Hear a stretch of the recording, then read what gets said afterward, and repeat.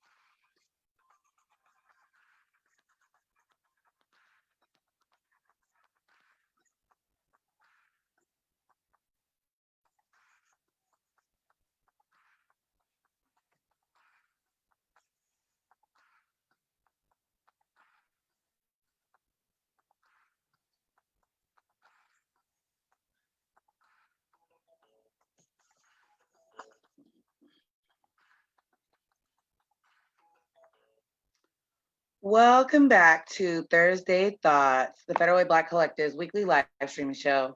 Information is power, and we, the Federal Way Black Collective, consider ourselves a powerful vehicle of providing factual and relevant information to the public. We keep you up to date with education, youth, city policy, and politics, as well as current and relevant events that happen daily. We are made up of Lynn, myself, political strategist extraordinaire, Lamont, community advocate and owner of Lifestyles Barber Academy, James, the silent assassin, and of course, Drew, our favorite producer, is letting me play producer because of COVID. Everyone's at home. So just continue to give me a little bit of grace as I navigate working it on my own. We are sponsored by Rugged Genius, EvanCook.com, Pretty Gun Entertainment, and Positive Vibes, located in the Commons Mall or at positivevibes1111.com. How are you guys doing tonight? Doing good. Doing good tonight. I think Lamont is someplace else. I know, right? So tonight we wanted to have a conversation, something we frequently hear out in the community is that people want to talk about group economics and what that means, especially in our community. I think that we have a lack of access to capital and traditional funding mechanisms. So that culturally relevant crowdsourcing, if you may, just is really important to our culture. So we wanted to have that conversation. And as always, have it with you guys. So please list your questions and let's work through it together. What do you think about group economics, James? What does that even mean? Group economics to me is mainly trying to filter out those who seem to be interested in the betterment of not necessarily themselves, but those who share the same substance, the same viewpoints. And I guess the best example I could use is that if you got a group of, let's say, 20 or 30 individuals that want to start a business, and they don't really have the confines or the necessary measurements to do so, they can probably put their thought processes, they can put their resources together to develop a foundation or develop something that could be beneficial for everybody. So rather than just one individual benefiting, they could look at it and say, if every single one of us decides to put, let's say, $100 into this enterprise or into this business, in the long run, we can actually yield enough of assets, money, financial needs that every single one of us can benefit from the rewards that we're going to receive. So it's not just going to be one person, it's going to be everybody. And that knowledge and that experience can kind of spread over time, because based on what they can learn, you can have one or two people leave that potential group and they can start their own. And then they can go and they can incorporate and bring in other members. And it could be like a learning facet. So before you know it, you can have several groups that are kind of capitulating the same information, developing it. And then all of a sudden, everybody starts to learn and everybody can use those skills for the embetterment of themselves. I hope that kind of makes sense. That's just my thought process and what I would think group economics in terms means. No, I think that was a really good comprehensive explanation, because that covered pretty much everything. What do you think the barriers are? Like, why is it that this is like a new concept? It's not new, but it's not widely used. I think you kind of touched on it. It's not so much that it's new as the fact that either people don't have the capability to have access to the knowledge. So when they don't have it, face point available to them, they're not aware of, how they can use the resources available, or maybe get the research in utilizing it to their best advantage. So learning is key. So if you don't have access to, let's say, a library that can provide you some of the business incentives and some of the books or the materials that you're seeking, you're not going to know. Or if you don't have somebody who already has, went to the courses, the class, the training, they can maybe be a mentor, or maybe can guide you and can say, hey, I see you're struggling with some kind of issue over here from a financial aspect. Maybe I could give you some pointers. If you don't have that sense of a support system, there's very little way that you yourself can grow. So these are some of the issues that I'm not going to say in general people of color, it's just people in general can actually face when they reach these situations, because financial literacy really affects everybody. So you got to kind of make sure that you're moving in the right atmosphere, where you do make sure that those around you, within your neighborhoods, your surroundings, they're at least people of capable knowledge and irk that can provide those supports for you when you literally could be by yourself, but you can reach out to them and they can provide those necessary skill sets they can develop.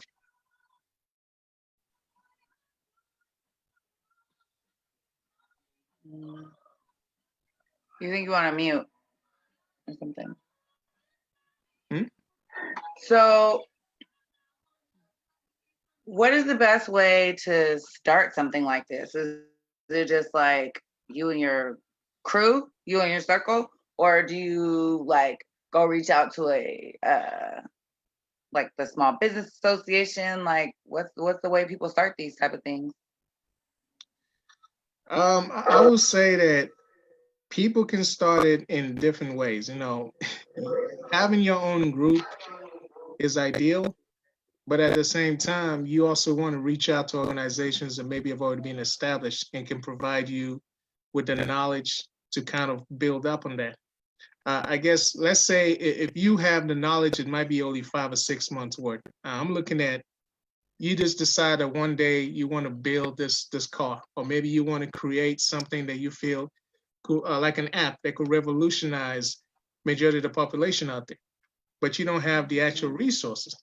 So the best way you might want to go out and about that, you might want to receive a loan, you might want to go to a financial credit union, you might want to go to some kind of establishment that can provide you with the resources and the capital so you can actually be able to put this into play. You can start developing. So the group itself can have the blueprint, but they really just have like the layout. They have the idea, but they might not necessarily always have the cash to develop that idea. So you have to reach out to other established programs that could have been around for maybe 50 to 100 years. And even these programs themselves, you have to shop around, because just because you go to the first one that you think has been in business for 100 years, they might not be the best one or best suited for you. So you have to do your research to see the one that best caters to the market that you're trying to target or to the group that you're trying to meet. So you yourself have to do some research in terms of the give and take of how you can develop your structure of the business foundation and how to make sure economically it is suitable for you, because you don't want to waste your time and your resources in doing this and putting so much effort. And in the end return, you don't receive the same amount that you throw into it, and you end up being more in the red, in the red than in the positive. So it's a combination of both. Right. Success. Okay. So, what would be the best way to do something like this, like in the city of Federal Way, you think? Because we have a lot of unique challenges, right?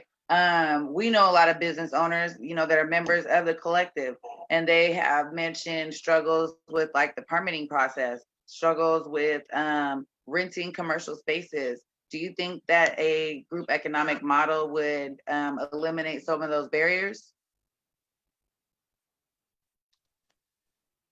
It's, go ahead. A group economic model, in terms of these barriers, what it does, it makes sure that the majority at this point is able to learn. So they themselves can see the issues that are happening within their community, within the areas of confine, and then they can use those steps and say, what is it that we're probably doing wrong that has not worked before that can work for us now? And they can kind of, dissect the issues. They can maybe even not necessarily throw it away. They could put on the back burner the things that have been ill advised for them, that have been cussed, very cussed heavy. And they can look at the things that they said, okay, time wise, this is what we can afford, or this is what we can put a lot of effort into right now.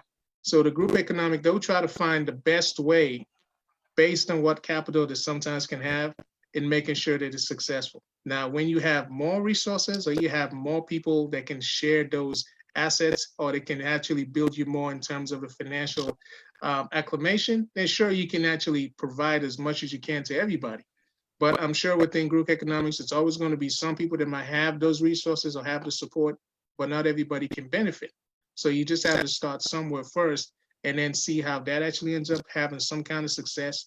And then you can utilize those ideas and you can branch out to the rest of the area and hope that everybody else can continue the same trend.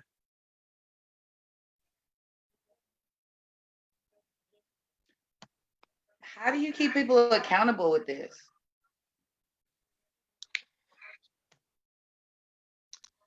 I think that in terms of accountability, it's a give and take for everybody involved. Whether the person that sometimes is pitching the idea or trying to assist those within the community, or it could be the one who themselves are trying to be the ones providing the support and the services, or the ones who are using it. So because you are providing a certain risk, if you're telling somebody that this is the things that we can do that's going to be successful for you, because if things don't work out, they can look at the one that told them that this was a good idea. But the blame also resides on the individual, because if someone tells you to do something and you have a gut feeling that you think it's going to be a mistake, you don't necessarily have to follow through with it. So that's why sometimes you want to test it out in a small scope, maybe a couple individuals at a lower level in terms of financial loss. And then if you think that it is going to yield you something, then you might actually want to test it a little bit larger based on the scope of your group.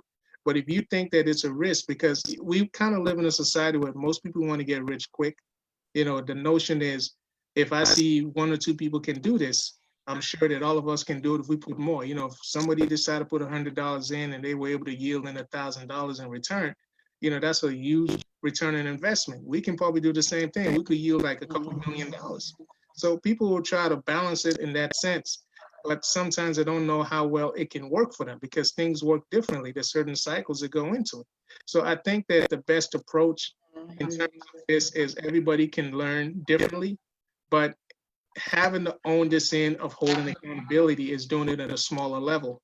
And then afterwards, seeing those particular ramifications or mistakes and then try to make sure you fix them before they do end up becoming something larger. What are you just mentioned like some reading up on it. So what are maybe some books about this you would recommend that people would to do their own research? You have Blackonomics, you have the joint by what's his name? Dr. Claude Anderson. Blackonomics, he talks about group economics. Another guy is Dr.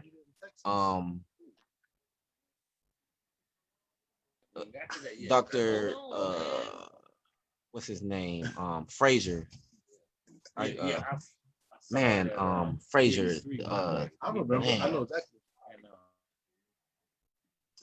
My fault. George Fraser. George Fraser is his name. He talks about group economics as well. Okay, hold on. I'm dropping these in the comments or for the viewers.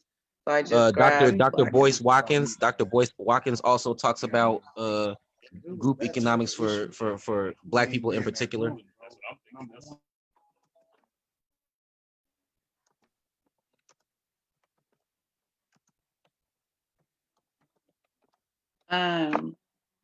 So okay, that's a good thing to go to next. So I know, Lamont, you watch a lot of different like YouTube channels and just different videos that teach about these type of things.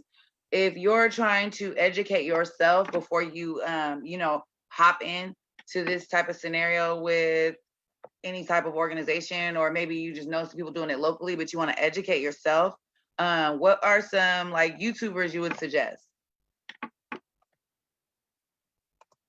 You're talking about local organizations? No, it doesn't have to be local. Just like, so people that may be interested, that are watching, maybe they want to do a little bit of research on their own. Like, are there any YouTubers that you can think of? Yeah, absolutely. The Black. Yeah, so you have Earn Your Leisure. Earn Your Leisure is a good podcast to listen to.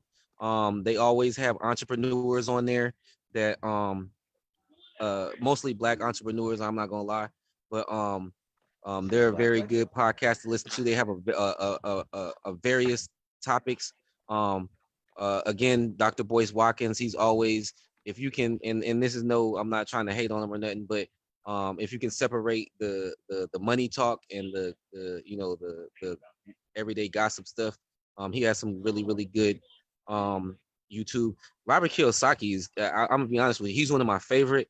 Some people can't get past Robert Kiyosaki, and there's a guy, Patrick Bet David. He has a joint called Valuetainment.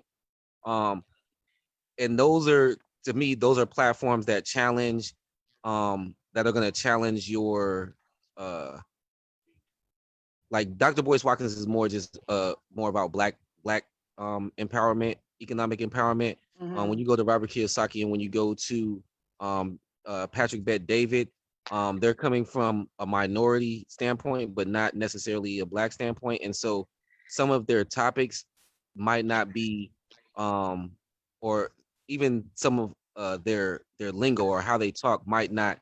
I'll give you an example because I'm having trouble getting it out. I'll give you an example. Patrick Bet David had a podcast the other day, and he is Iranian. He's from Iran, and he was on the podcast, The Unusual Suspects, and it's a Jewish guy and a Catholic guy, and they were actually talking about African Americans, and they talked about it from a standpoint of, so the Jewish guy, he was like, do you believe in white privilege?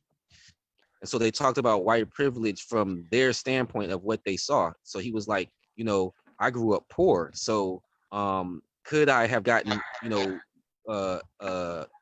help because of my race? Yes. But he was like, but I grew up poor. You see what I'm saying? But then he looked at Patrick Bet David and he said, you're a millionaire. So your kids are kind of privileged. You see what I'm saying? He was like, Puff Daddy's kids are privileged from the standpoint. But I think what was missing from the conversation was they weren't Black, and they didn't understand that if Puffy's kid got pulled over by a cop, they're still Black, especially if they didn't know who they were. So, but those platforms, I like them because they're about money, but it's not always, because like I said, Dr. Boyce Watkins, they talk about is black wealth and black empowerment, but I also like to hear like other aspects of the financial what people, how people see this financial thing. So those are some very, very good podcasts to listen to. And then this is the information age. So if you really, really want to learn something, I learned how to day trade from YouTube. You know what I'm saying? Like I learned about Bitcoin from YouTube. You know what I'm saying? So I just looked up. Oh, I definitely want to do an episode about Bitcoin, honestly. Well, actually, I think it would be essential, and something just came out today. I think it was either today or yesterday about Bitcoin and how actually it wasn't Bitcoin, it was Coinbase, which is the platform that Bitcoin is traded on. It was a big article coming out. They're about to go public here soon. So this is just a part of us talking about finances and from a financial standpoint, and you know, it's a necessary conversation. So I think that this is a reoccurring thing. Me and the fellas, if you can hear them in the background, we were having a fireside chat, and we were talking about Black Wall Street and how they were able to do something that hasn't been duplicated, which is they were able to circulate the black dollar more times than any other situation that's been recorded. You know what I'm saying? And so we were able to how do we duplicate that and how do we get back to that? And so this is the conversation that you know what I want to talk about. I want to talk about that though, bro, because it's interesting. A lot of people don't even know about Black Wall Street. But what I also find interesting is that it's easy to find information about the destruction of Black Wall Street, right? But where's the information about how it was built and maintained? So I just posted something. So I just posted something on Black Wall Street, and it was like basically I think it's like a 20 to 30 minute segment on YouTube, and it basically it talks about how it started. Like it was two black men. I think one was from the north and one might have been from the south, and they came together and they bought 40 acres and they turned it into what we know is Black Wall Street in Tulsa, Oklahoma. But what we don't look at is there's multiple. Like where I'm from in North Carolina, Durham, North Carolina was one of the first Black Wall Streets as well. So what was that? Rosewood was a Black Wall Street. So you know, the information is there. You know what I'm saying? And then and also we also have the ability to give the information out, right? So we can do a movie night on Black Wall Street, and we can study, you know, how they did these things and then try to duplicate them. You know what I'm saying, from that aspect. But the information is there. You know what I'm saying? I think it's up to us to disseminate the information. And then just like what we were talking about earlier about with health, you know what I'm saying? Like, you know, the doctors a lot of times tell us what to do and we just still don't do it. You know what I'm saying? So with Black people, what is it that where we don't want to listen, or we don't want to pay attention, or we don't want to, you know what I'm saying? Even if we have the knowledge, we still don't use the knowledge. You know what I'm saying? So I think a culture needs to change around not just knowing, but actually doing. You know what I'm saying? Because we talk about it a lot. You know what I'm saying? So. So what do you think? I asked James this earlier. How do you define group economics? I define it multiple ways. I define it from a standpoint of support, like a consumer. So from a standpoint of support, like supporting businesses that already exist, but then also helping us to build businesses as well. You know what I'm saying? I think in our situation, and again, you know, when you listen to like Valuetainment and the podcast with Patrick Bet David, one of the things they talk about, and Boyce Watkins talks about this as well, on where he had it was a book that he read, How the Jews Built Hollywood, and so I said Patrick Bet David because he talks about how Jewish people on the sign it would say no ninjas, no Jews, and no dogs allowed. You know what I'm saying? So how were they able to uplift themselves? And one of the things that he said was they invested. So like if it was 100,000 to buy a building, they would take 100 of them and put $1,000 in. You see what I'm saying? So you got where we look at it like we want to do everything ourselves. We want to have all the rewards. We don't look at it like that, but they look at it like, okay, if I have $1,000 interest in this $100,000 building, if we keep it for 20 years, you see what I'm saying? This is helping my family out. You know what I'm saying? This is helping. And so just looking at it from a standpoint of when you said group economics, I think it's with the ideal that we are uplifting and building our culture and our race, basically. You know what I'm saying? Just like how the Jewish people did, just like how the Asians do, and things of that nature, is focusing on our community and then going from there. How would you recommend, do you think that group economics is the best way for Black families to achieve generational wealth?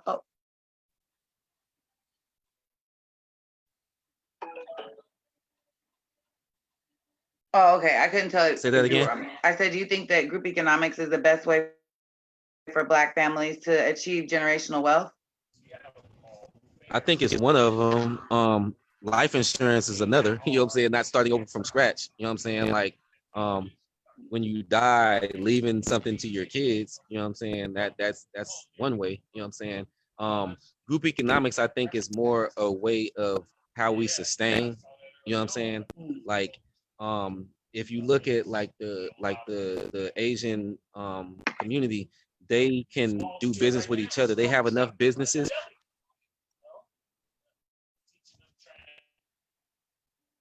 Mm-hmm.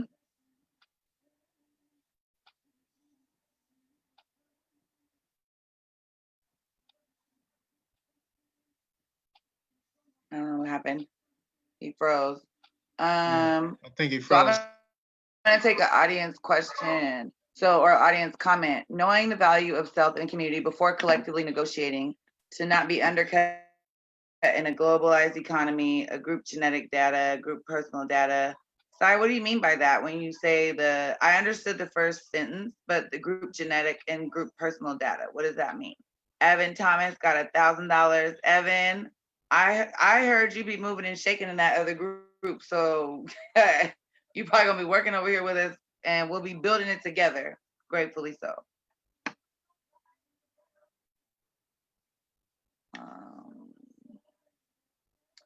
But yeah, okay, he got cut off. So since I've got you two there, Evan's got 1,000. Evan, what would you want to start with that though? So how would you envision it if we were to start this right now today and we was in a planning meeting?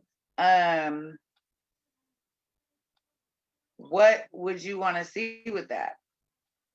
Oh, genetic data from COVID testing and others monetized. So if they have Black blood, we pay for that.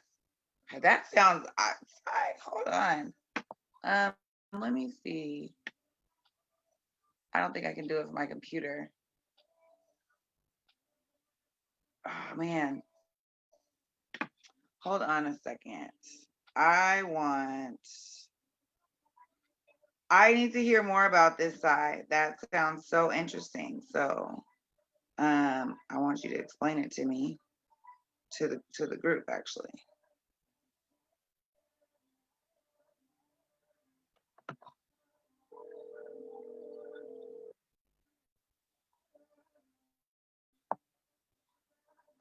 Hey, Sai, can you hop on Zoom for me? Do you want to hop on for me so you can explain that? Yeah, so when you guys get tested and when you consent to give your... No, hold on. I'm about to send you the link so they can hear you. Oh, sorry.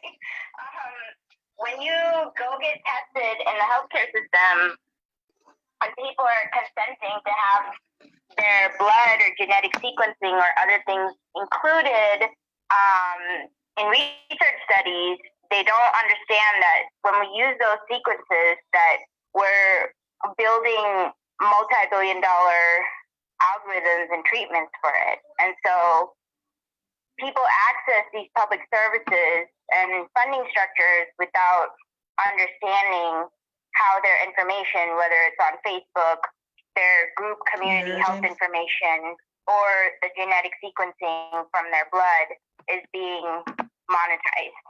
It's similar to football. You play the game, but you don't get the money. And that happens in every industry, healthcare, education.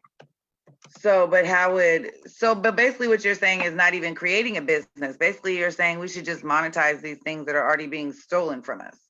Oh yeah, basically, franchising self. Know that you don't even need to do group economics. There's actually a lot of things that you're selling into the system without knowing that can be monetized. Like just having like really anything, any Black healthcare information that you have, that's the biobank, they're multi-billion-dollar contracts. But it requires people getting organized to set up those things, right? Like right. you have to facilitate access to testing and healthcare and take ownership of it as a community and a group, so that when you have something of value, whether it's genetic sequencing or sports or something else, yeah, that you can monetize it and negotiate collectively. So when you say like 1 to 3 mLs of Black blood, basically like that is the payment. This is a form of reparations. It's not even, yeah, I mean, they should be giving reparations. The easiest reparations, if I started discussing reparations, the start Thank you. that I would make is Tuskegee and Henrietta Lacks, because that's something that's measurable, right? Like slavery is too, what would you call it? Abstract. But in terms of the Tuskegee experiments and what they learned from it, and Henrietta Lacks's cells and other genetic and healthcare experiments that were conducted on the Black community, and the information that they gained off it that now creates multi-billion-dollar cures for people, that type of collective negotiation is probably the easiest starting place to monetize wealth in the Black community.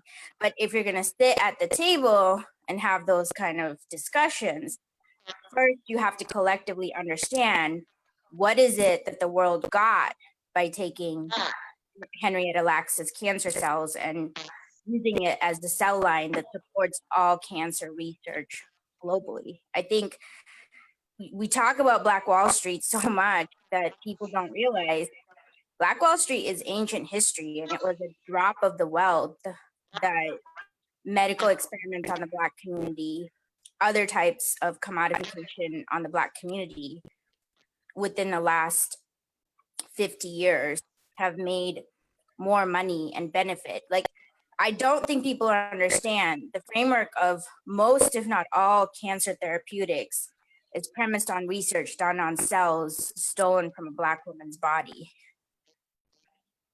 Right. Even if I touch in right now, And you know, that's actually very, well, just to go to the point that she just mentioned, right now, even with the COVID situation, just in case you're aware, the testing area right now, I believe, is some portions in Africa. I think this started about a few weeks ago, maybe almost a month ago. So they're being the first test to the vaccines, or not necessarily the vaccine, but the testing phase to see how they will react, you know, how it will affect them, to see if it's something that's ideal. That doesn't necessarily mean that they're being compensated, but some of the things you're referring to in terms of the cellular structure, you know, the dynamics and how they have the whole reaction time, you know, the genetics might even be affected. So they're utilizing that first. And then based on what happens to those individuals, they can try to then mass distribute it later on down the years of, I'm thinking maybe sometime, maybe next year, when it could be possible to have a vaccine. So right there, why is it that issue, you know, is not being brought to the forefront? You know, why is not, I guess what you're saying, being capitalized upon and say, hey, if they're going to be the ones being used, maybe they should receive some kind of, you know, compensatory, you know, accommodation for it, you know, some kind of financial assurance that if anything happens to them, you know, their families and the others associated with them will have some kind of protection, some kind of well-being, or they'll be taken care of, not just doing it because you're trying to benefit everybody in the world, but what exactly are you getting out of it? And then if there's some kind of makeup about you, maybe you could hone in on that yourself and said, hey, there might be other aspects prior to just COVID that, that alone can be utilized upon. If research and study comes into play, there's a lot of things there, but we're just not considering it. So this is something that is important because this could be one of the first steps. And I'm sure, like you just mentioned, Henrietta Lacks, but there's several others right now that people still are not looking into. Exactly. So pick an industry. 30 to 50% of some branches of the military are Black people. Construction, Black people. Medical research and genetics, because it's tied to socioeconomics. It's not like we're Hitler. It's just poor people need money and they access things that make it so that their genetic information is more easily available because they need to be tested more. And most of the people who are poor in this country are Black because of the history of slavery, Jim Crow, and post-Reconstruction. So, I mean, like, the fact is that any cultural group in this country could disappear as if Thanos came and flicked his fingers and the country would be fine. But if Black people disappeared, we'd be fine. Like, who gonna fight in Afghanistan? Who gonna work in the free prisons? Who is going to be supporting? Send us back. Yeah, like there would literally be no sidewalk to stand on because Black people would not be doing construction, and then to a lesser extent now, Hispanic and Latin Americans. So these are questions that need to be asked. And so when we're having conversations, we don't got to go all the way back to slavery. Like, we don't need to try that hard. Let's talk about current exploitation and inequity. Let's start there. Then maybe we can talk about the restitution to your ancestors. I think the conversation always starts with the ancestors. And I'm just like, why are you talking about your ancestors? Start with you first. You don't need to go back to Black Wall Street. You got plenty of things to be And talking I think about. it's also an interesting point because this particular method, what I personally love about it is it also takes out a lot of the emotional labor. So if we're talking about a group economics model, that model requires us to work for the money, plan for the money, establish a business model, and in a sustainable way, we will always have to work for that money. You know what I mean? Versus this model is it's something you set up and then it is sustainable. Yeah, franchise yourself franchise what you already have before you do all the labor of setting up cooperative economics. Even though group economics is good too, right? Because if you only franchise yourself or depend on the existing system, even if it's a form of elevated welfare, at the end of the day, if you don't have community wealth or group economics, you're always just going to be dependent on some form of welfare. That's true. And I think that's the basis of what is it they kind of want. They want you to be dependent on something or some kind of hierarchy or oligarch rather than yourself. Because I think, like you mentioned, the wheels are churning, when you have a group of body, making sure that wheel itself is being pushed or is being structured. But if there's nobody to kind of help that wheel, it doesn't have any way. It doesn't know its path in any road. It kind of collapses. So having that individual sense is great. But like you just mentioned, develop the community that you reside in, rather than you having reliance on something. Now, having the capability to deal with others is a good backing because you don't want to be left all by yourself in any kind of burden or any kind of situation. But I guess going back to the areas of, having this notion that you cannot succeed if you don't have the structures in place, if you don't have these initiatives, or you don't have these, not necessarily welfare, just there's a lot of reforms and a lot of organizations that want to make sure that you have total reliance on them. And there's no other way outside of it. So how do you change that dynamic, or how do you change people's perspective of that? Because some people, you look at generations are actually entwined into it for as long as they know. So how can they see something totally different and get out of that to say, I don't have to rely on the government, in terms of funding. I don't have to rely on these programs. is there something else outside of that? So what are the dynamics, or what are the steps or the ways that people can see through that so they can say they have better chance? Yeah, and I agree, but I think it comes back to, I like Lamont because he's always the one who brings up these types of things. What is the incentive for me to vote? What is the incentive for me to want to do group economics? Because they make welfare really, really easy, whether it's affordable housing. It is not easy. They make it easier in the sense that, kind of like going to the gym or eating healthy. Like, welfare is like fast food economics. You just go through the drive-through and you got so used to getting your McDonald's Happy Meal. You know, Lamont always like brings it up. Like, what is the Get initiative? the salad, the good stuff. It's hard to get off the Happy Meal cycle when you watched your mama do it, when you watched your grandmother do it, when you watched your great grandmother do it, and then you didn't even exist in this country before your great grandmama. So, you know.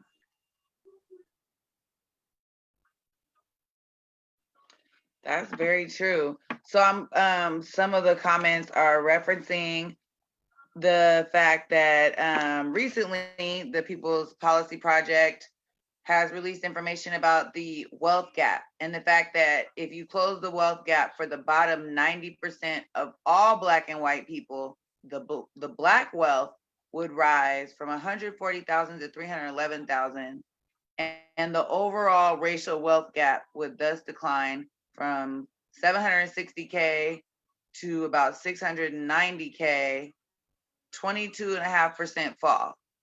So even after you completely close the racial wealth gap from the bottom 90% of each race, 77.5% of the overall racial wealth gap still remains.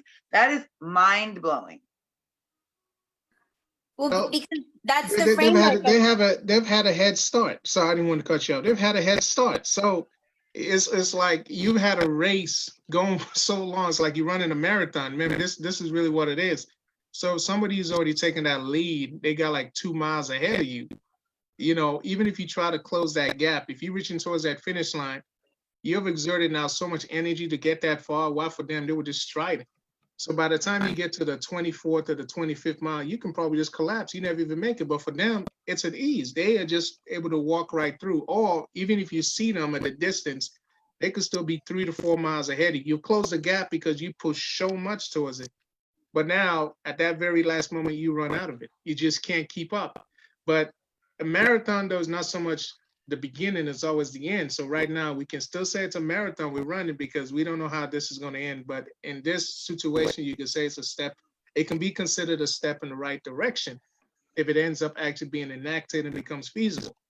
But after that, there might be other opportunities when that gap can even be, shrunk and can be even closer overall. So that's the way I'll look at it. So I didn't want to interrupt you. Go ahead. No, you stole the words out of my mouth. That's what I was going to say. It's the head start. And that's how the framework of plantation economics works. So there's this book called The Lords of Finance that until I read it, I didn't understand why Black people participating as Americans strengthens the framework of their own oppression until I read The Lords of Finance, which is how the modern financial system was set up with centralized banks and power was shifted because of what happened with the 2 world wars and the gold standard failing. So it was 4 men who set it up. I don't remember their names anymore, but basically the French banking guy, the German banking guy, the British banking guy, and then the American banking guy. And then Rockefeller was like this 5th odd guy out who was like the advisor.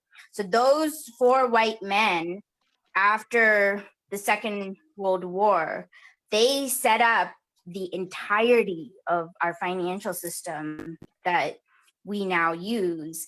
And so when the Lords of Finance set up central banking and the Securities and Exchange System and our Federal Reserve, it was set up with the intent to structurally keep the Black community impoverished when they participate in our economic system. So it's it's hard. Like you're trying to, the metaphor I use for trying to be free as a Black person in America is you're running on a treadmill and the treadmill is on a quicksand pit. And so you're trying to stay on the treadmill while you're sinking into the quicksand pit and somehow keep breathing. So this is why people are so excited about Bitcoin and digital coin, because what it does is it can allow you to create transactions and trade in an economy as a community and do it outside of that centralized banking system that those four white men, the lords of finance, set up after World War II. So that's why group economics is important, because what they set up is basically plantation economics. And that's the problem with why racism affects the Black community in a way that it affects no other non-white community, because the country doesn't economically depend on the oppression of any other group. If Black people weren't oppressed, we wouldn't have a functional economic system. And so even if you ended incarceration, there were no prisons, you did reparations, we still live in an economic system that's set up for Black people to be oppressed so that the rest of that building can keep running. And we've only had this system for like less than 100 years. It got implemented immediately after Black Wall Street happened. So it can be changed, but collectively it would require every non-Black person agreeing to legislative change on a national level and the Democratic Party being on board, that we don't want to be a country moving forward where for us to be economically stable, it necessitates Black people to be oppressed and in plantation economics. Mm-hmm. Okay. We only talk about the white supremacy half of racism. It's like the structural inequity is so much more complicated. Like, I don't know, say I took all the white supremacists and racists in the country and put them on Hawaii and didn't give them any boats or ways to get off of it. Magically that happens. Black people would still be economically oppressed in this country. Because we still have to change the laws. We have to change the laws because there was nothing ever created in the last 4 centuries, especially after our modern economic system got created by the lords of finance, to make it so that when Black people participate in the economy, that they accrue property, wealth, all of these other things, rather than just being minimum wage laborers that run all of the functions that allow the country to have a gross domestic product, as well as to have enough soldiers to fight our wars. Like, I honestly think like if time travel was a thing and we went back and told, you know, your ancestors what the future held, like if Black people had decided not to fight in World War I and World War II, even the later wars, like we would be fucked as a country. There would be no America, or America as we know it now, had it not been for all those freed Black people who fought by the white Joes and allowed us to retain our democracy. Even when we left Great Britain, it only happened because they freed some of the Black slaves to fight. And that's actually how the South's slave system started falling apart, because what happened was those Black slaves that they freed went north and started reading and understood what was being done to them. They went back south and they started sharing that information. And that's when the first rebellion started really picking up steam until we finally arrived at the Civil War. So this is a place we've been at many, many, many times as a country. Granted, even though we don't teach our children, and I had to learn all this the hard way, and thank God Reddit is a thing nowadays. You know, there's only so long you can keep people in the dark. But it's happened many times. Well, situationally, I need to sign up for Reddit alerts. Yeah, exactly. So we'll situationally free the Black community when we need them for the Revolution War, for World War I, for World War II. Then we'll demote them back to full oppression when America doesn't need Black people to continue surviving as a country. And now we're at a place where we're a majority minority as a country, and this pattern of abuse, almost like domestic violence between the white people in this country and the Black people, it's not working anymore. So something has to give, and we're all waiting to see what that It is. is a song I am tired of hearing on the radio. This is it's too much. It's too much, and honestly, I'm a little scared if Trump wins for president again. Like I He didn't win the first time, to be clear. he didn't he win didn't the win. first time, but if they try anything cute, I don't know that this is everything has a tipping point, even the planet, and we managed to fuck that up. And so I don't know. Sorry, group economics, really bad tangent. But you get, the underlying reasons why plantation economics affect the Black community in a way that it doesn't any other non-white group. Well, yeah, and I also feel like we have just because of so much generational trauma, we have an aversion to trusting processes like this. So I also feel like your suggestion is a good first step, because it also, like I said, requires less investment on our part. I feel like we've invested enough in this country. This is like, if this was any other form of labor being used, like, if we were a publicly traded company, we would be rich, Black people.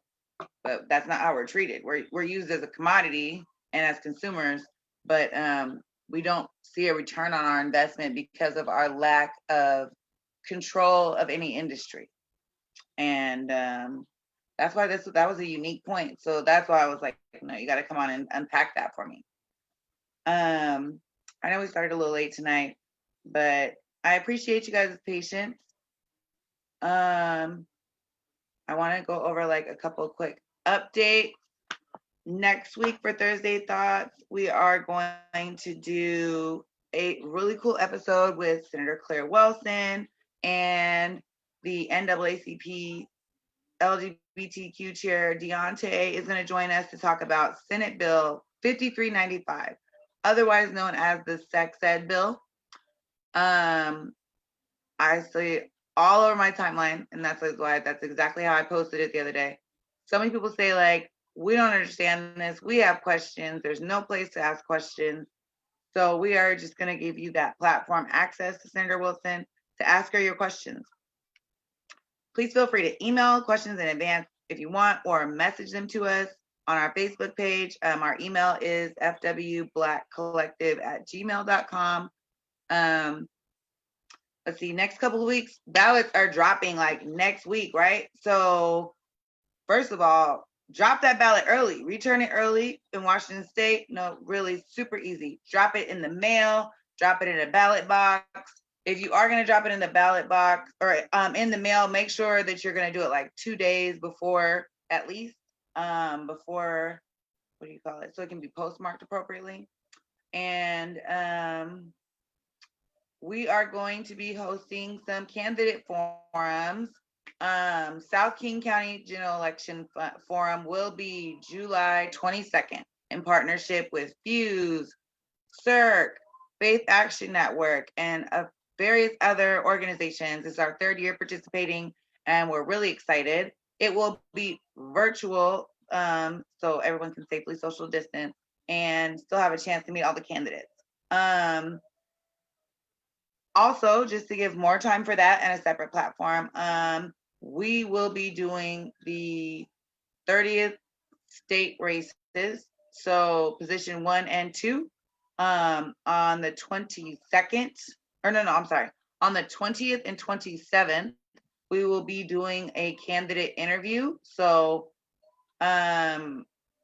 tonight, I'll say a little late notice, but I'll be public about that now. Tonight, I'm sending emails to all 4 campaigns in each race and letting them know what day is theirs, and we'll go ahead and talk to them on those days. So you guys have a chance to do that before the primary election, before you turn your ballots in and get to hear from those candidates.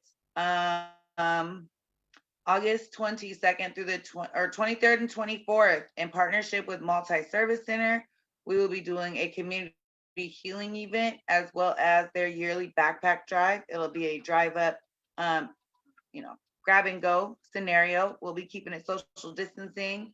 We will film live and you guys can participate via Zoom in that 2-day full of content.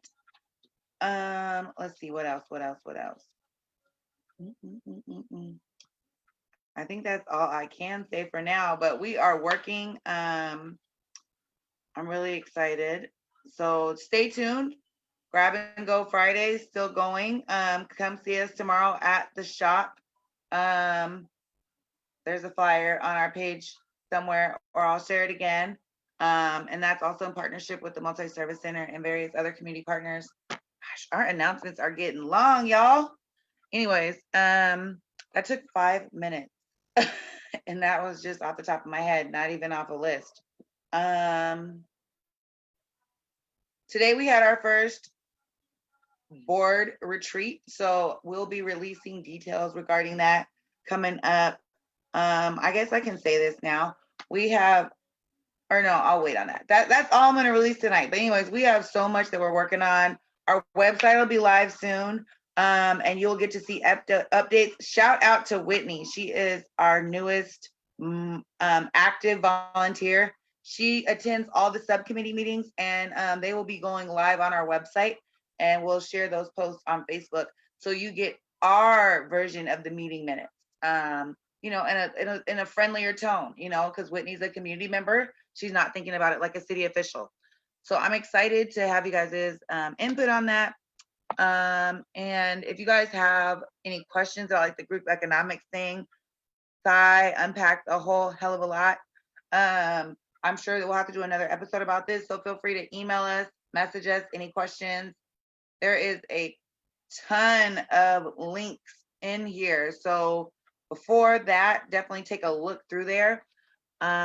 And pretty much that's mostly it, I think. Am I missing anything, guys? Oh, wait. If you are a small business in the city of Federal Way, they have their grant application open for COVID resources. Application closes July 15th. The application is literally like one page, y'all. It is so easy.